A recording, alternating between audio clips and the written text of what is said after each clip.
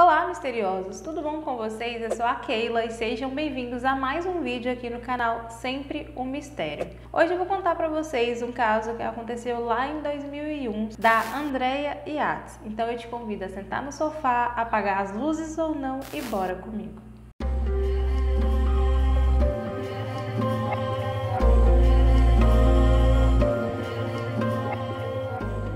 Andrea Yates nasceu em Houston no dia 2 de julho de 1964.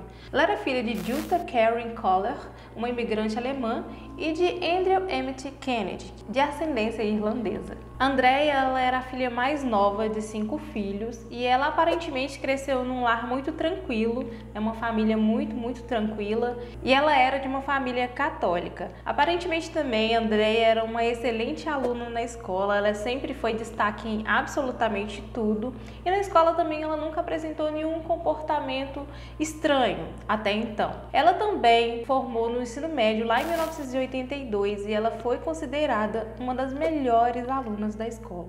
Ela também completou um curso preparatório de enfermagem, no qual ela formou em 1986, e logo em seguida também ela trabalhou como enfermeira registrada no Hospital de Câncer entre 86 e 94. No verão do ano de 1989, a Andrea então conhece o Russell, mais conhecido como Rustin. Eles se conheceram no verão e ambos tinham 25 anos na época. Eles se conheceram num complexo de apartamento lá em Houston. Tanto Andrea quanto o Rustin eram super tímidos, assim, eles nunca tinham um namorado, assim, muito não, então eles eram muito quietos e eles se deram bem logo de cara. A Andrea, na verdade, tinha acabado de finalizar um namoro, mas mesmo assim ela decidiu se aproximar de Rustin. E eles logo então iniciaram um namoro. Tudo aconteceu de forma muito rápida e mesmo sem muito tempo de relacionamento eles decidiram já morar juntos, assim, foi tudo muito rápido mesmo. E então no dia 17 de abril de 1993 eles se casaram. Diante de todos os convidados, eles disparam as seguintes frases: iremos ter tantos filhos quanto a natureza permitir. Essa frase é importante, grave ela. Pouco tempo depois, eles compraram uma casa de 4 cômodos na cidade de Friends Road, lá no Texas, e após o nascimento de seu primeiro filho Noah, em fevereiro de 94, o Rustin aceitou um emprego lá na Flórida e ele se mudou com a família dele para um pequeno trailer. Então o tempo foi passando, Andrea teve um segundo filho que se chamava John. Assim o tempo continuou passando e após o nascimento de seu terceiro filho, Paul, ela e o marido se mudaram novamente para um motorhome, que é um mini ônibus. E nessa mesma época também eles retornaram lá para Houston. Rustin, ele comprou esse mini ônibus na mão de um amigo dele que chamava Michael Wernicke, vou chamar de Michael para ficar mais fácil, e comprou esse mini ônibus na mão desse amigo dele. Eles se conheceram quando o Rustin ainda estudava matemática na faculdade. E esse Michael, ele era um ministro, né, viajante, ele era um pastor que viajava por várias cidades, espalhando o que ele acreditava, né, no que ele acreditava na palavra de Deus. E ele influenciava muito a Andrea e o Rustin. Ele por muito tempo acompanhou esse casal, né, dando conselhos e mostrando para ele as visões religiosas que ele tinha. O Rustin, ele não acreditava em tudo que o Michael falava. Assim, ele tinha a opinião dele em relação a muita coisa. Já a Andrea, ela abraçou as ideias de Michael e até mesmo as mais radicais. Uma das coisas radicais que o Michael pregava para Andrea, ele dizia o seguinte, que o papel da mulher era derivado do pecado de Eva e que mães ruins são destinadas a ir para o inferno. Que se a mãe ruim criam filhos ruins, eles também são destinados ao inferno. Ou seja, ele dizia que se uma mulher ela é ruim, ela é destinada ao inferno, seus filhos automaticamente também serão. E Andrea acreditou nisso de uma forma muito intensa. Tanto que a família do Russ e da Andrea ficou muito preocupada com ela quando ela começou a prestar muita atenção nessa visão desse pastor, sabe?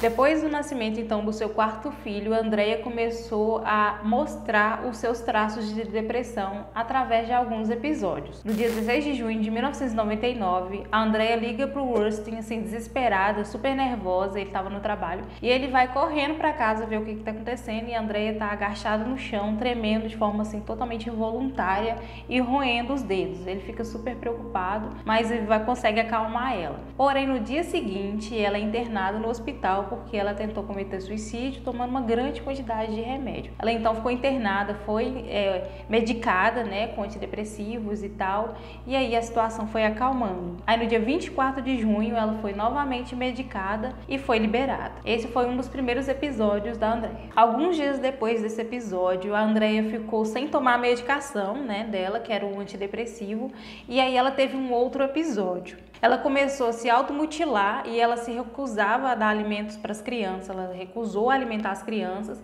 porque ela dizia que as crianças estavam comendo demais. Além disso, ela dizia que tinha câmeras pela casa, tinha câmera pelo teto. Ela também dizia que os personagens da televisão falavam com ela, falavam com as crianças, então ela estava assim no estado bem psicótico mesmo. E ela falava tudo isso com seu marido. E durante esse processo que ela estava falando pro marido, ela chegou a pegar uma faca, colocar no pescoço e implorar pro marido matar ela. Só para vocês terem noção de como que estava o estado na cabeça dela mesmo. Depois desse episódio, ela foi mais uma vez hospitalizada e ela começou a tomar uma medicação que chamava Haldol, que é um antipsicótico. Imediatamente ela demonstrou melhora e ela já saiu do hospital com a prescrição do Haldol para ela tomar em casa. O Rustin chegou a ficar muito otimista nessa época que ela tomou esse Haldol, porque ele realmente fazia muita diferença no comportamento da Andrea. Ele dizia que ela estava até parecendo mais ela mesma, sabe? Ela estava parecendo de quando ele conhecia ela, então ele estava muito feliz. Fora que no mesmo momento que ela estava tomando medicação, ela também estava fazendo um acompanhamento psiquiátrico com a doutora Ellen Starbranch. Então estava fazendo muita diferença mesmo. A médica, essa Ellen, orientou o casal que eles não tivessem mais filhos, porque se ela está tomando a medicação, ela não poderia engravidar. Porque se ela engravidar, ela vai ter que parar com a medicação e isso ia causar aí, né, alguns efeitos psicóticos. Então ela teve essa orientação aí pro casal. Ela falou, você já tem 4 filhos, então vamos tentar maneirar, vamos não tentar arrumar outro bebê para evitar alguns problemas. Como o estado de saúde da Andrea estava muito variável, ora ela estava muito bem, ora ela estava muito mal, eles decidiram mudar para uma pequena casinha, num lugar mais pacato, sabe, por conta da saúde dela mesmo. E as coisas estavam até indo bem, ela começou a dar uma melhorada, porém, lá em 99, novamente, ela teve um surto daqueles, no qual ela tentou se matar 2 vezes, ela teve 2 tentativas de suicídio,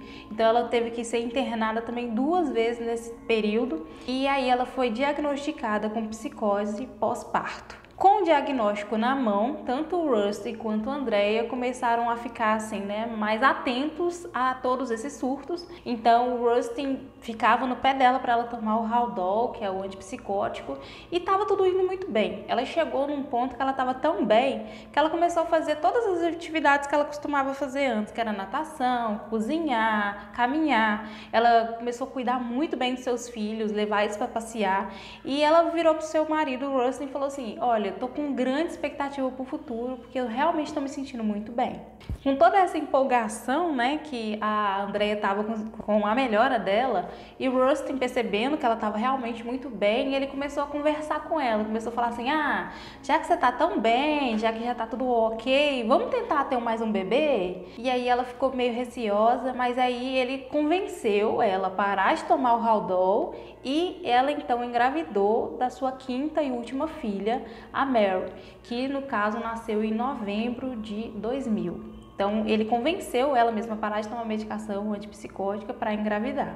Então a filha de Andrea, com o Rustin, nasceu dia 30 de novembro de 2000. Aí os meses foram passando, ela estava bem, como eu disse, ela estava ótima. Porém, no dia 12 de março de 2001, no ano seguinte, o pai da Andrea veio a falecer e o estado mental dela regrediu, assim, de uma forma surreal. Assim que o pai dela faleceu, ela entrou em estado quase catatônico, de ficar, assim, parada, sem movimentar. Ela parou de comer, ela não falava mais e ela se recusava a se alimentar e alimentar os seus filhos e, no caso, até amamentar a bebezinha, ela não queria amamentar.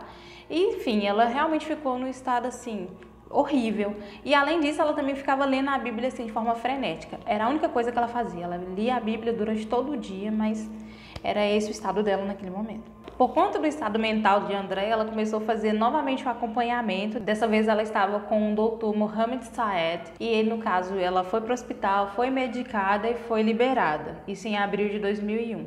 Em maio de 2001, que foi no mês seguinte, ela regrediu novamente e ela também entrou no estado quase catatônico. Aí aconteceu uma situação tanto quanto, peculiar. Ela preparou um banho no meio do dia, encheu a banheira e ela confessou mais tarde que ela queria ter matado seus filhos naquele dia, mas alguma coisa a impediu, ela não conseguiu. Aí no dia seguinte que ela preparou esse banho, ela foi para uma consulta de rotina mesmo e contou para o médico o que ela tinha feito. Aí o médico ficou com medo dela se matar porque ele achou que ela estava com tendências suicidas e achou melhor ela ficar internada. Então ela ficou internada por um tempo, mas aí ela continuou então fazendo seu acompanhamento com esse Dr. Saed até o dia 20 de junho de 2001. Aí o médico Saed chamou o Rustin para conversar, falou com ele assim, olha, a Andrea não tá bem, ela tá precisando ser acompanhada, ela não pode ficar sozinha com as crianças, além dela estar com tendência suicida, ela pode machucar as crianças, então eu oriento que você fique a todo tempo a observando. Rustin então concordou e assim foi para casa. No dia 20 de junho de 2001, ainda nesse mesmo dia, tudo começou. O Rustin foi trabalhar nesse dia e para ele não ficar tão preocupado, ele pediu à mãe dele, a Dora Yates, para poder ir para a casa da Andrea para poder ajudar a cuidar das crianças, porque ele deixou ela sozinha.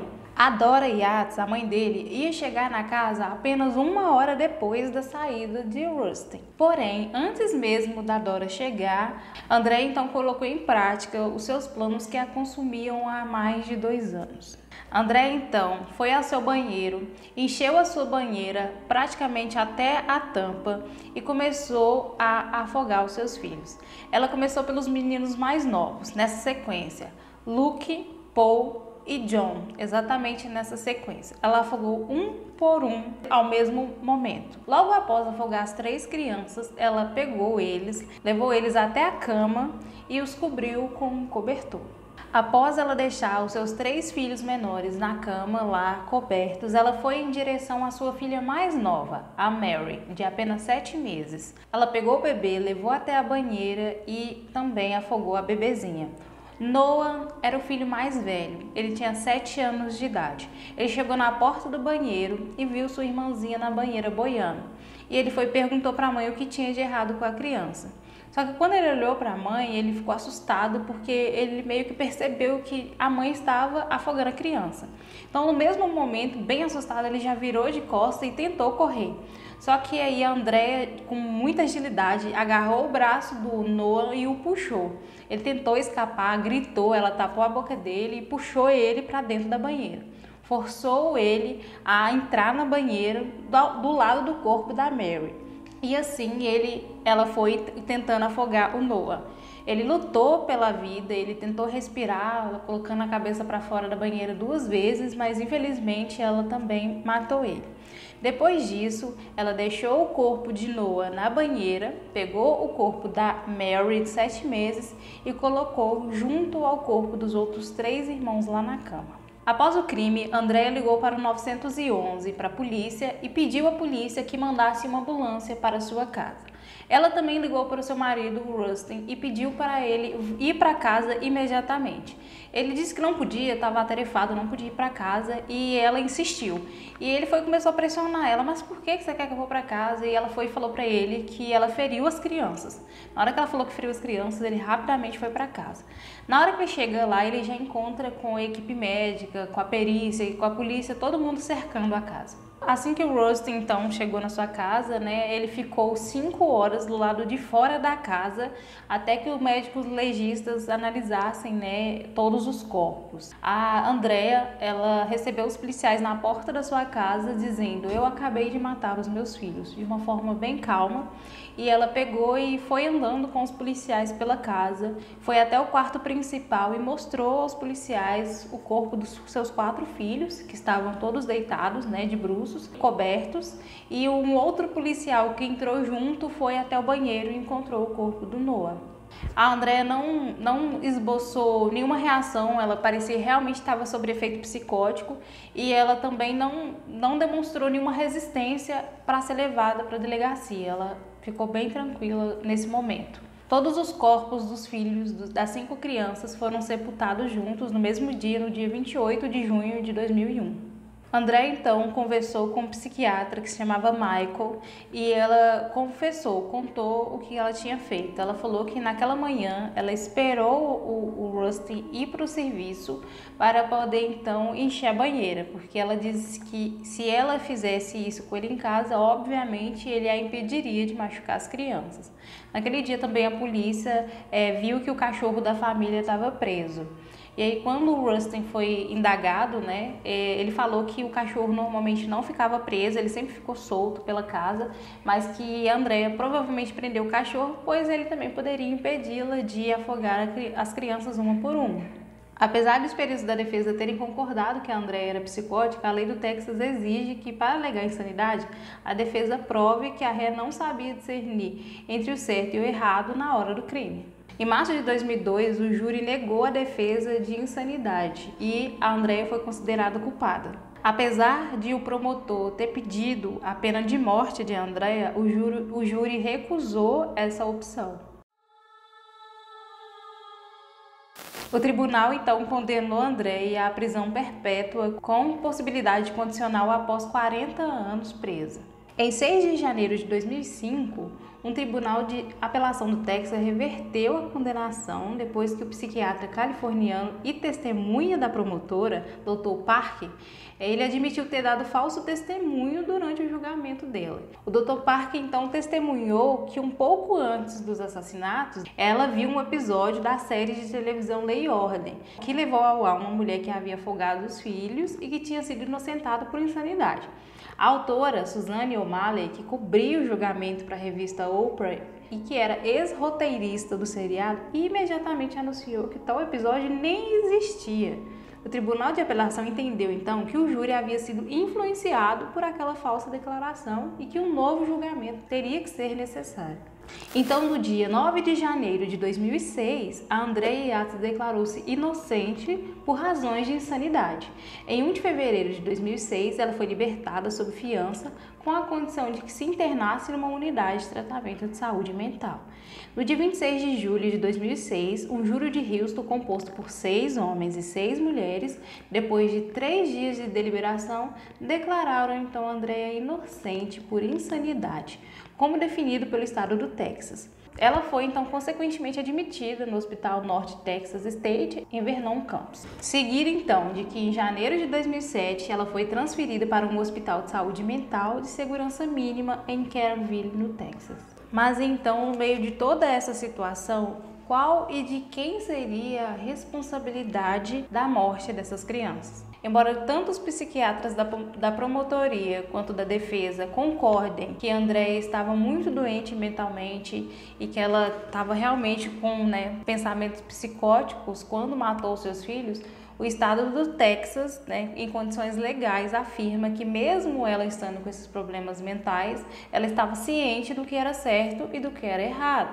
Por isso que houve de toda forma um julgamento e por isso que de toda forma ela foi presa, mesmo que num hospital psiquiátrico. Então, com toda a investigação na época, a promotoria também chegou a pensar, e dizer que a motivação da morte das crianças poderia ser vingança contra o próprio marido, mas essa hipótese mais tarde foi descartada, visto que não tinha nenhuma prova de que ela poderia ter matado seus filhos por vingança. O quadro psicológico de Andrea, ele pode ter sido desencadeado desde muito nova, afinal, ela, por mais que ela tenha crescido num lar bem tranquilo, católico, ela sofreu de bulimia na adolescência e ela tinha depressão também na adolescência.